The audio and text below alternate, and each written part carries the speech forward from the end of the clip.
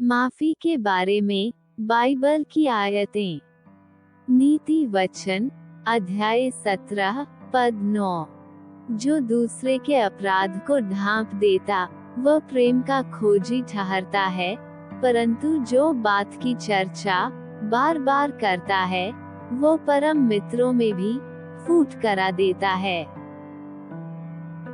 इफिसियों अध्याय 4 पद 32। और एक दूसरे पर कृपाल और करुणा में हो, और जैसे परमेश्वर ने मसीह में तुम्हारे अपराध क्षमा किए, वैसे ही तुम भी एक दूसरे के अपराध क्षमा करो।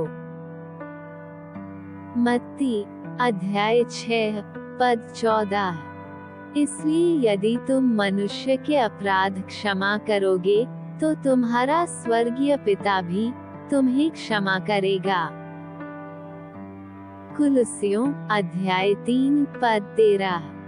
और यदि किसी को किसी पर दोष देने को कोई कारण हो तो एक दूसरे की सह लो, और एक दूसरे के अपराध क्षमा करो। जैसे प्रभु ने तुम्हारे अपराध क्षमा किए, वैसे ही तुम भी करो। दूसरा इतिहास अध्याय 7 पद 14।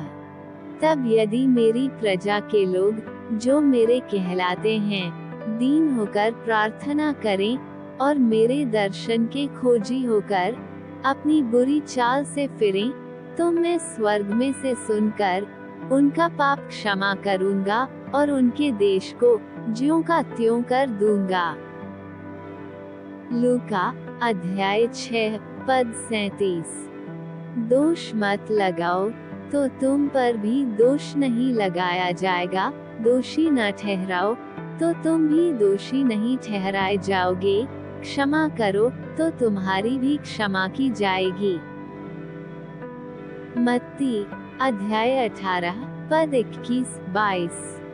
तब पतरस ने पास आकर उससे कहा, हे प्रभु, यदि मेरा भाई अपराध करता रहे तो मैं कितनी बार उसे क्षमा करूं? क्या 7 बार तक?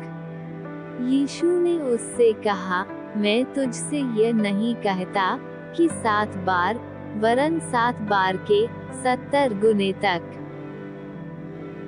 नीति वचन अध्याय 28 पद 13। जो अपने अपराध छिपा रखता है उसका कार्य सफल नहीं होता, परंतु जो उनको मान लेता और छोड़ भी देता है उस पर दया की जाएगी। भजन संहिता अध्याय 86 पद 5। क्योंकि ये प्रभु तू भला और क्षमा करने वाला है, और जितने तुझे पुकारते हैं उन सबों के लिए तू अति करुणा में है। मरकुस अध्याय 11 पद 25। और जब कभी तुम खड़े हुए प्रार्थना करते हो तो यदि तुम्हारे मन में किसी की ओर से कुछ विरोध हो तो क्षमा करो, इसलिए कि तुम्हारा स्वर्गीय पिता भी तुम्हारे अपराध क्षमा करे।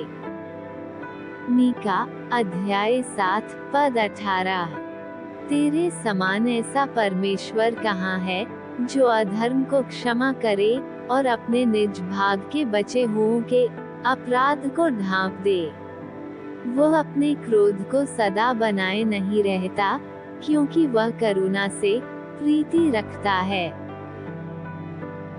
प्रेरितों के काम अध्याय 13 पद 38-39। इसलिए हे भाइयों, तुम जान लो कि इसी के द्वारा पापों की क्षमा का समाचार तुम्हें दिया जाता है, और जिन बातों से तुम मूसा की व्यवस्था के द्वारा निर्दोष नहीं ठहर सकते थे, उन्हीं सब से हर एक विश्वास करने वाला उसके द्वारा निर्दोष ठहरता है।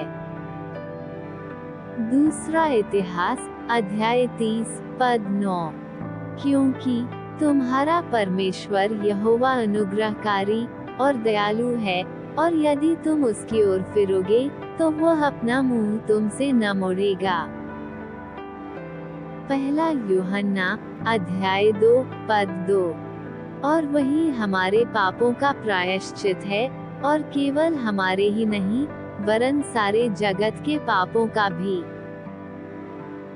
भजन संहिता अध्याय 32 पद 5।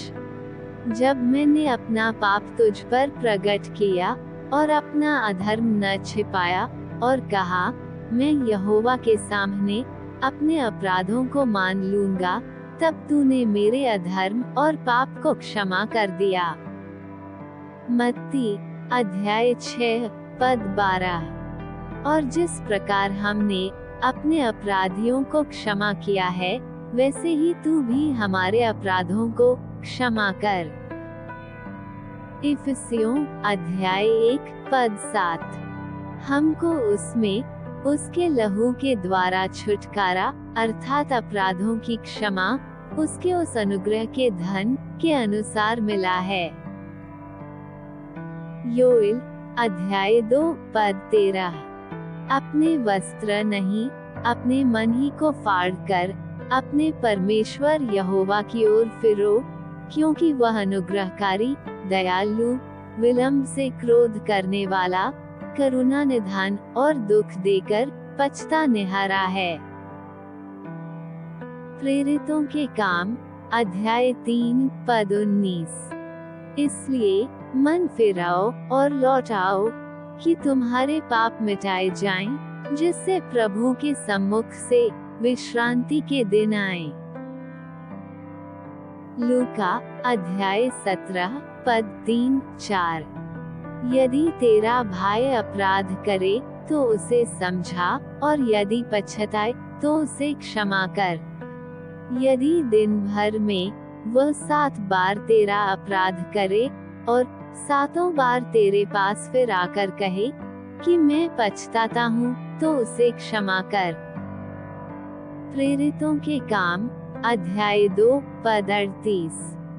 पतरस ने उनसे कहा, मन फिराओ और तुम में से हर एक अपने अपने पापों की क्षमा के लिए यीशु मसीह के नाम से बपतिस्मा ले, तो तुम पवित्र आत्मा का दान पाओगे।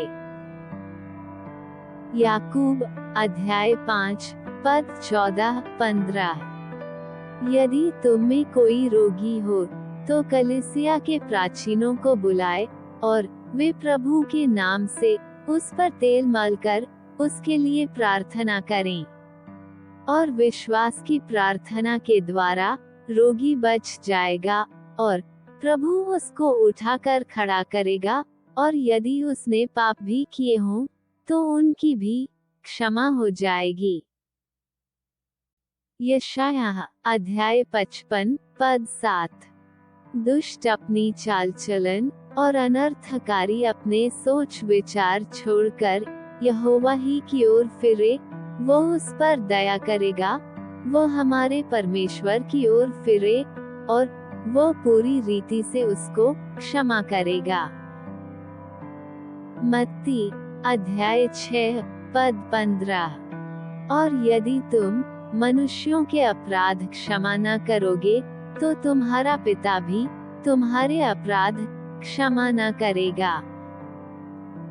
प्रेरितों के काम अध्याय 17 पद 30। इसलिए परमेश्वर अज्ञानता के समयों में अनाकानी करके अब हर जगह सब मनुष्यों को मन फिराने की आज्ञा देता है। यिर्मयाह अध्याय 3 पद 13। हे भटकने वाली इस्राएल, लौट आ, मैं तुझ पर क्रोध की दृष्टि न करूंगा, क्योंकि यहोवा की यह वाणी है, मैं करुणामय हूँ, मैं सर्वदा क्रोध न रखे रहूंगा। इब्रानियों अध्याय 8 पद 12।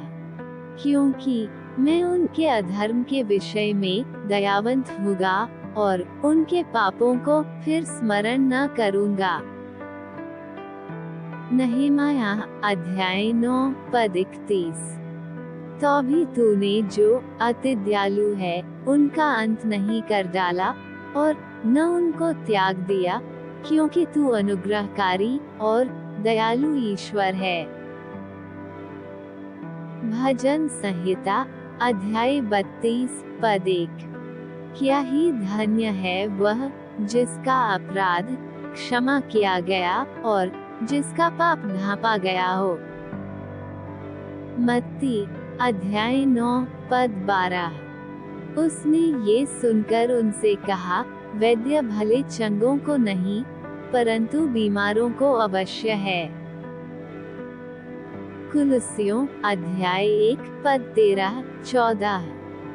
उसी ने हमें अंधकार के वश से छुड़ाकर अपने प्रिय पुत्र के राज्य में प्रवेश कराया, जिसमें हमें छुटकारा अर्थात पापों की क्षमा प्राप्त होती है। यशायाह अध्याय 1 पद 18।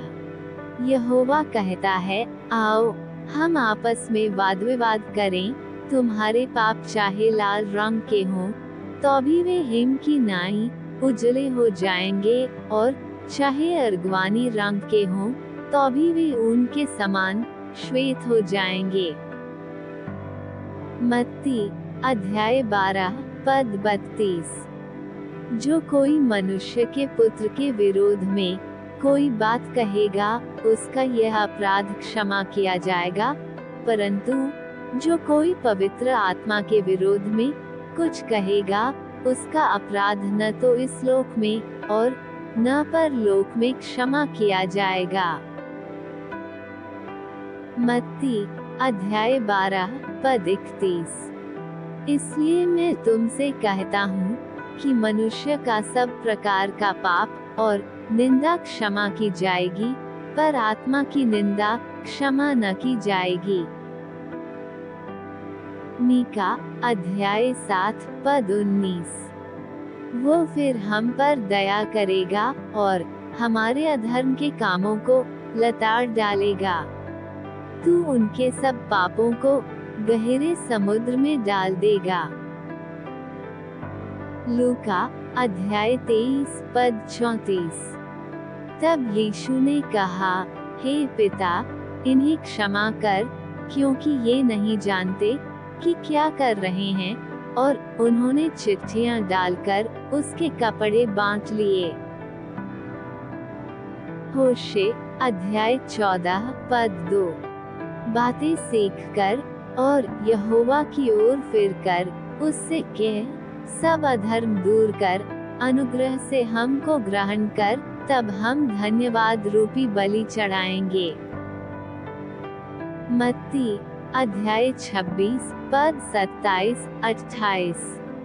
फिर उसने कटोरा लेकर धन्यवाद किया और उन्हें देकर कहा, तुम सब इसमें से पियो, क्योंकि यह वाचा का मेरा वह लोहू है जो बहुतों के लिए पापों की क्षमा के निमित्त बहाया जाता है। इब्रानियों अध्याय 9 पद 22। और व्यवस्था के अनुसार प्राय सब वस्तुएं लहू के द्वारा शुद्ध की जाती हैं, और बिना लहू बहाए क्षमा नहीं होती। योना अध्याय 3 पद 10। उसकी सब भविष्यद्वक्ता गवाही देते हैं कि जो कोई उस पर विश्वास करेगा, उसको उसके नाम के द्वारा पापों की क्षमा मिलेगी। योना अध्याय 3 पद 10। जब परमेश्वर ने उनके कामों को देखा कि वे कुमार्ग से फिर रहे हैं, तब परमेश्वर ने अपनी इच्छा बदल दी और उनकी जो हानि करने की ठानी थी उसको न किया।